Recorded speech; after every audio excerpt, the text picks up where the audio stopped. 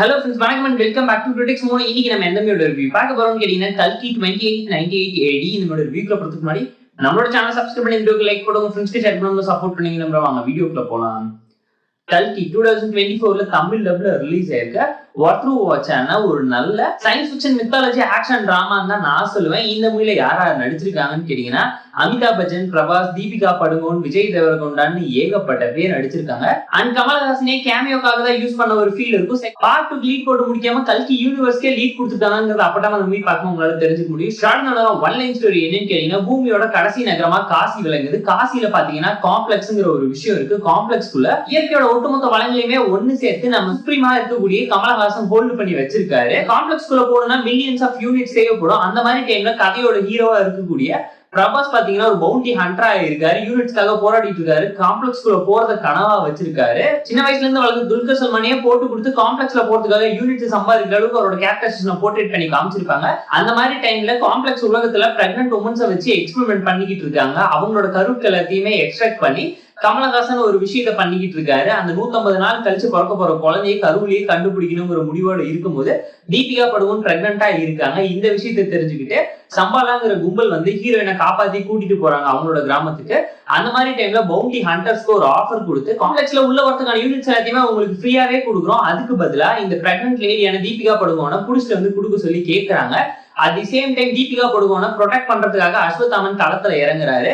அதுக்கப்புறம் நடக்கக்கூடிய சம்பவம் என்ன, அஸ்வத்தாமனா இருக்கக்கூடிய அமிதாப் பச்சனுக்கு நடுவில் இருக்கக்கூடிய சம்பந்தம் என்ன, இதுல இருந்து மித்தாலஜி வச்சு என்ன கதை சொல்றாங்க, அந்த குழந்தையை காப்பாத்துறாங்க, கடவுள் பிறந்தாரா உலகத்தை காப்பாத்தினாராங்கிறதெல்லாம் பார்ட் 2 பார்ட் 3 பார்த்து தான் தெரிஞ்சுக்கணும். சினிமாட்டிக் யூனிவர்சிட்டி அதுக்காக தான் டெவலப் பண்ணி வச்சிருக்காங்க. கேரக்டரோட introduction and purpose of the மூவியை மட்டும்தான் ஃபர்ஸ்ட் பார்ட்ல ஒட்டுமொத்தமா எக்ஸ்பிளைன் பண்ணிருக்காங்க. அது மட்டும் இல்லாம பிரசன்ட்ல நடக்கிறத தாண்டி பாஸ்ட்ல நடந்த மகாபாரதத்தை கல்கியோட எப்படி கம்பேர் பண்ணி அதோட எவாலுவேஷனா இந்த ஃபியூச்சர் எப்படி டெவலப் ஆகி வந்துக்குங்கிறத ப்ராப்பரா எக்ஸ்பிளைன் பண்ணி சொல்லியிருப்பாங்க.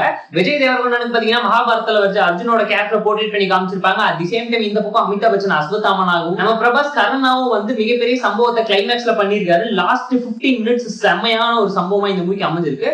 இன்ட்ரோ பிளாக் ரொம்ப லென்த்தியா இருந்த ஒரு ஃபீல் கொடுத்து அஸ்வத்தாமனுக்கும் நம்ம பிரபாஸுக்கும் நடுவில் இருக்கிற சண்டே இவ்வளவு பெருசா எவால்வேட் பண்ணி காமிக்கணுங்கிறத தாண்டி இவங்க ரெண்டு பேருக்கு நடுவில் இருக்கக்கூடிய பவர்ஸ் எவ்வளவு முட்டிக்கிட்டாலும் மோதிக்கிட்டாலும் அவங்க அது எதுவும் பண்ணாத அவங்க ரெண்டு பேரும் ஒன்னு சேர்ந்து இல்ல எப்படி எதுக்குறாங்கிறத பார்ட் 2 பார்ட் 3 வெயிட் பண்ணி பார்த்து தெரிஞ்சுக்கலாம். பாசிட்டிவ்ஸ் அதெல்லாம் நம்மளோட ஃபர்ஸ்ட் வே தமிழ்ல இருந்து லிப்ஸ் கூட ப்ராப்பரா இருந்துச்சு. புஜ்ஜியோட வாய்ஸ் ஒரு அல்டிமேட்டா தரமா பண்ணிருக்காங்க.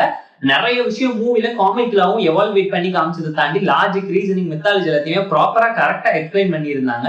சீன்ஸா பார்க்கும்போது அதனாலதான் கனெக்டபிளா இருந்துச்சு. பெர்ஃபார்மன்ஸ் வைஸ் மூவில நடிச்ச எல்லாருமே ஜஸ்டிஃபைங்கா சூப்பரா நடிச்சிருக்காங்க. ஹீரோ ஹீரோயின் பேருக்கு சொன்னாலும் எல்லாரோட ரோலுமே ஸ்டாண்டர்டும் சூப்பரா இருந்துச்சு. துல்கர் சல்மான், விஜய் தேவரகொண்டான்னு சொல்லி ஒரு கேரக்டருமே நின்று பேசும். பசுபதி, அண்ணாபென்னு சொல்லி எல்லாருமே சின்ன சின்ன ரோலையுமே ஜஸ்டிஃபை பண்ணி அவ்வளவு சூப்பரா வந்துட்டு போற 5 நிமிஷம் 10 நிமிஷம் ஸ்கிரீன் பேசிட்டு ப்ராப்பரா யூஸ் பண்ணிருக்காங்க. தீபிகா படுகோன் பேசாமையே அவ்வளவு விஷயத்தை எமோஷனலா கன்வே பண்ணாலும் பேசுற ஒரு டைலாக்லயே அம்மா அம்மான்னு ஏன்டா சாவடிக்கிறீங்கன்னு சொல்லி உங்களையே கேள்வி கேட்பாங்க. அந்த ஸ்டோரியை பொறுத்தவரைக்கும் யூசுவலான சூப்பர் ஹீரோ டெம்ப்ளேட்டட் டிராமா தான்.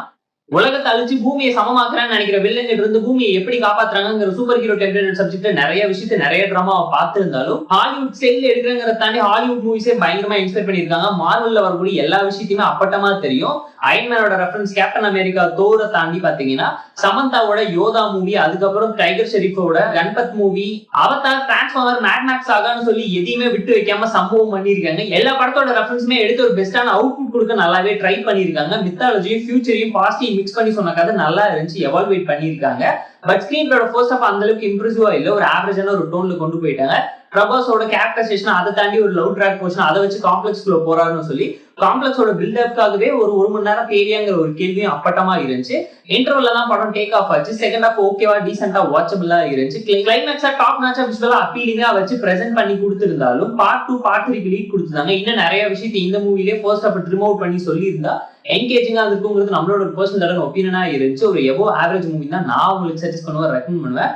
மூவிஸ்ல ஒரு சின்ன சின்ன டிராபேக்ஸ் அண்ட் ஃபிளாஸ் இருந்தாலும் ஃப்ளோ எந்த விதத்துல அஃபெக்ட் பண்ணலங்கிறதுனால ஃபேமிலி அண்ட் ஃப்ரெண்ட்ஸ் கூடவே பார்த்து என்ஜாய் பண்ணுவீங்க. ஏன்னா அன்பிலீவபிளான ஐடியாவை மித்தாலஜியோட மிக்ஸ் பண்ணி ரியல் சயின்ஸ் ஃபிக்ஷன் ஃபியூச்சரிஸ்டிக் டிராமாவை அழகா 3 மணி நேரத்துக்கு கன்வே பண்ணி கொடுத்துருந்தாங்க. அண்ட் பேக்ரவுண்ட் ஸ்கோரிங் சாங்ஸ் எல்லாமே சூப்பரா இருந்தாலும் அந்த அளவுக்கு இம்பாக்ட்ஃபுல்லா இல்லையோங்கிற ஒரு தாட் உங்களுக்கு கொடுத்துருங்க. அதை தாண்டி மூவியோட டீம் பயங்கரமா எஃபோர்ட் போட்டுருக்காங்கிறது அப்பட்டமா தெரியும். எக்ஸிகியூஷன் அண்ட் நரேஷன்லயும் இருக்கக்கூடிய கான்செப்ட் எவ்வளவு யூனிக்காவும் டிஃபரெண்டாவும் போர்ட்ரேட் பண்ணி காமிக்க முடியுங்கிறது அவங்களோட பெர்ஸ்பெக்டிவ்ல நல்லா காமிச்சிருந்தாங்க. ஏன்னா ஒரு ஹீரோவோட கேரக்டருக்கே இவ்வளவு கேரக்டரைசேஷன் பேக் ஸ்டோரி சொல்ற அளவுக்கு அந்த ஆர்ட்ஸ் அவ்வளவு ப்ராப்பரா டெவலப் பண்ணி நீட்டா எவால்வேட் பண்ணியிருக்காங்க. ஏன்னா எண்ட் ஆஃப் டே இந்த பூமியை காப்பாத்துறதுக்காகவும் சமநிலையை மெயின்டைன் பண்றதுக்காகவும் ஹியூமனிட்டி வச்சு இவங்க சொல்ல நினைச்ச மெசேஜ் மெட்டாஃபர் மூலியமா உலகத்தை காப்பாத்துறதுக்கு நல்லா இருந்தாலும் செகண்ட் ஹாஃப்ல தான் ஒர்க் அவுட் ஆயிருக்கு. சினிமேட்டிக் யூனிவர்ஸ்ல இருக்கக்கூடிய சில விஷயத்தை இந்த ஃபர்ஸ்ட் ஹாஃப்லயே காமிச்சிருந்தா நல்லா இருந்திருக்கும். ஏன்னா கார்ட்டூன் நெட்வொர்க்ல ஓடுற கம்சராஜா கதையிலேயே பாத்தீங்கன்னா கரூரியே கிருஷ்ணரை கொல்லணும்னு முயற்சி பண்ணும்போது அவர் பிறந்து வளர்ந்து வந்து கொலை பண்றாருங்கும் போது 3-4 பாட்டு படமா எடுத்துட்டு தான் நாங்களும் முடிச்சுக்கணும்னு சொல்லி அங்கனத்தோட இருக்கீங்க.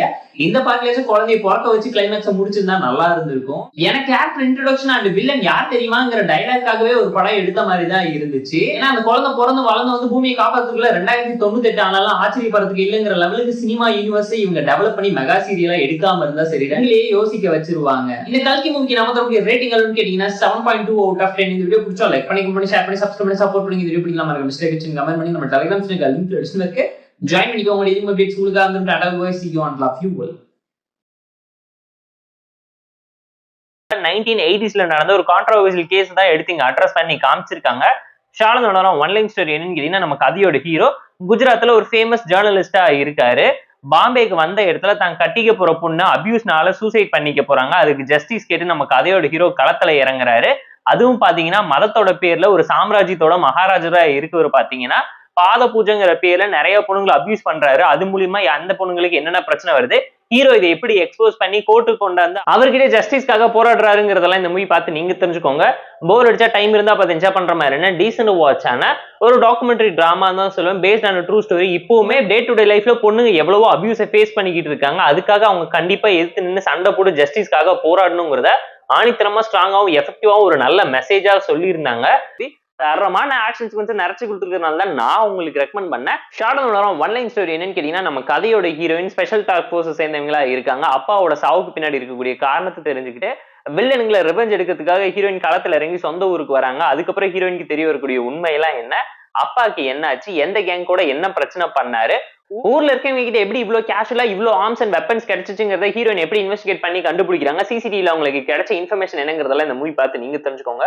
போர் அடிச்சா டைம் இருந்தா பார்த்து என்ஜாய் பண்ற மாதிரி நல்ல Tamil dubbed action thriller drama movie நெட்ஃபிளிக்ஸ்ல தமிழ் டப்டு இருக்கனால செக் அவுட் பண்ணி பாருங்க. நான் உங்களுக்கு சஜஸ்ட் பண்றேன். ஷார்ட்ல ஒன்லைன் ஸ்டோரி என்னன்னு கேட்டீங்கன்னா, ஆந்தாலஜி ஸ்டோரின்னு சொல்லிட்டு 3 பேரோட வாழ்க்கையில் நடக்கக்கூடிய பிரச்சனையை ஒன்னா எடுத்து அட்ரஸ் பண்ணி இப்ப இருக்கக்கூடிய ஜெனரேஷனுக்கு மெசேஜா சொல்லணும்னு டைரக்டர் பயங்கரமா எஃபோர்ட் போட்டிருக்காரு.